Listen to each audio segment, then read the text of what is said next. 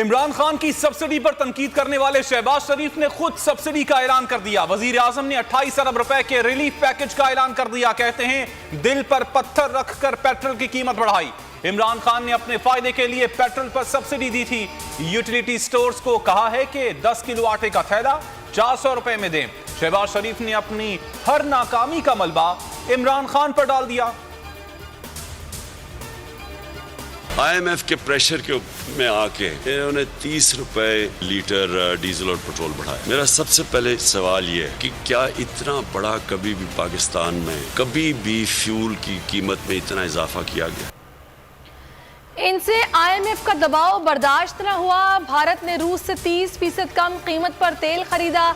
हम भी तेल और दीगर अहम मुआहदे करने गए थे। हुकूमत समेत सबके लिए मुज़ाकरात के दरवाजे खुले हैं। किसी से लड़ाई करने के लिए नहीं आए। हमारा मकसद जून में इलेक्शन है। इमरान खान ने बड़े दिल का सबूत दे दिया। कहा सब कुछ मुल्क के लिए कर रहे हैं, कोई सियासी मकासद नहीं। धांधली के लिए EVM को खत्म किया गया। ओवरसीज पाकिस्तानियों के वोट के लिए अदलिया का दरवाजा खटखटाएंगे। पेट्रोलियम मसनूआत की कीमतों में इजाफे पर सख्त रद्द अमल।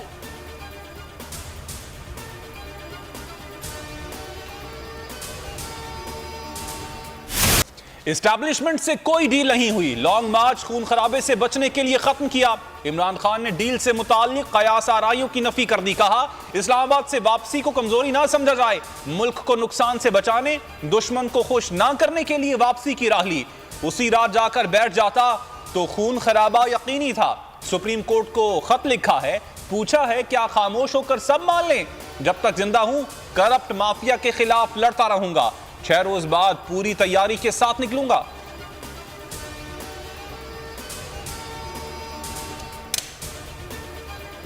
दो वजीर खजाना रखने वालों का दिमाग काम नहीं कर रहा। अगर ये लोग रह गए तो महंगाई का तूफान आएगा।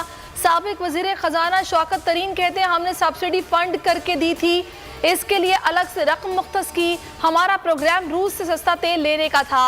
इंडिया की तरह 30% सस्ता तेल लेकर अवाम को रिलीफ जारी रखते। हमारी सब्सिडी से इतना खसारा नहीं हो रहा जितना ये लोग बता रहे हैं। इन्हें गलत अदाद-ओ-शुमार दिए जा रहे हैं।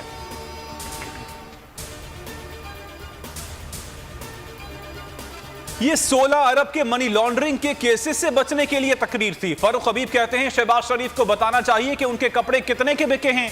माहिर मईशत मुजम्मिल असलम ने कहा कि शहबाज शरीफ ने कहा कि उनके पास महंगाई का तोड़ है, लेकिन उन्होंने महंगाई खत्म करने के लिए कोई बात नहीं की।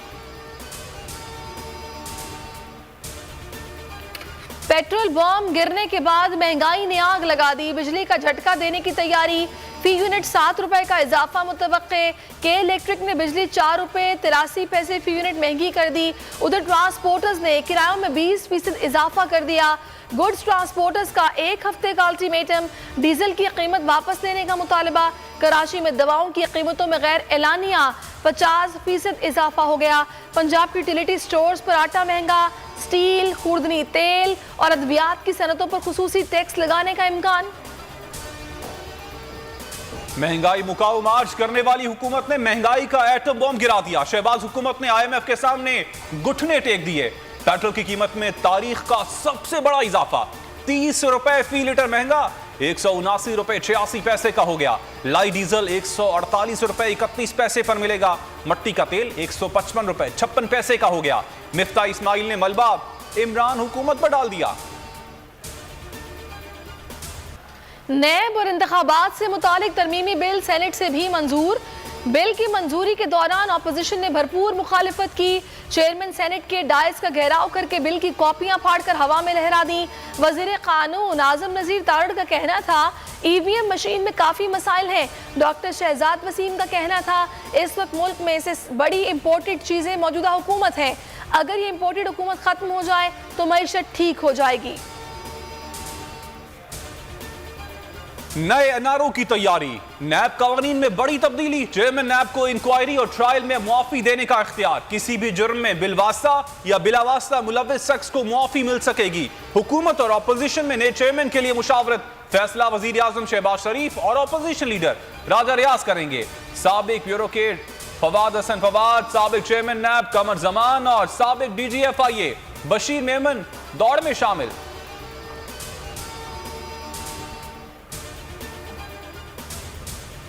सुप्रीम कोर्ट को ईसीएल से निकाले गए नामों पर तशवीश। चीफ जस्टिस उमर अता बंदयाल ने रिमार्क्स दिए, काबीना में शामिल अरकान को फायदा पहुंचाया गया। करप्शन और टैक्स चोरी के मुकदमात में मुलव्विस नामों को निकाला गया। जस्टिस मुनीब अख्तर ने कहा, तफसीलात दें किन किन वज़रा को फायदा पहुंचाया गया। किसी वजीर का रूल्स तब्दीली की मंजूरी देना मफादात का टकराव है। जस्टिस मज़ाहिर अकबर बोले, वो लोग कैसे रूल्स बदल सकते हैं जो खुद बेनिफिशरी हो। अदालतें मुदाखलत भी करेंगी और फैसले भी आएंगे। Chief justice Lahore high court अमीर भट्टी के तौहीन अदालत केस में रिमार्क्स। कहा, अगर इन्हें मुदाखलत पसंद नहीं तो कोई और काम ढूंढ लें। डीसी की जुबान नहीं लड़खड़ाई थी, उनके मुंह से सच निकला था। चीफ सेक्रेटरी पंजाब और डीसी लाहौर की गैर मशरूत मुआफी मंजूर। अदालत ने नजरबंद अफराद की फौरी रिहाई पर तौहीन अदालत की दरखास्त निपटा दी।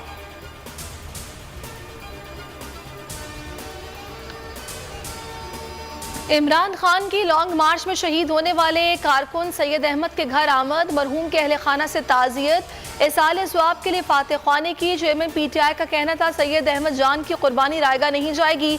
पीटीआई के शहदा के लिए पार्टी 1-1 करोड़ रुपए इकट्ठा करेगी।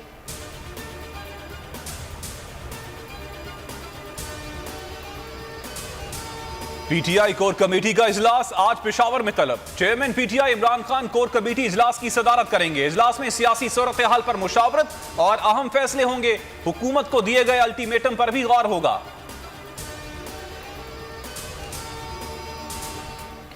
और न्यूजीलैंड की वज़ीर-ए-आज़म का बेनज़ीर भुट्टो को खिराज तहसीन। जसिंडा आर्डर्न ने कहा कि बेनज़ीर भुट्टो इस्लामी मुल्क की पहली खातून वज़ीर-ए-आज़म थी। मुझे फ़ख्र है कि मेरी बेटी उसी दिन पैदा हुई जिस दिन बेनज़ीर की तारीख़ पैदाइश है।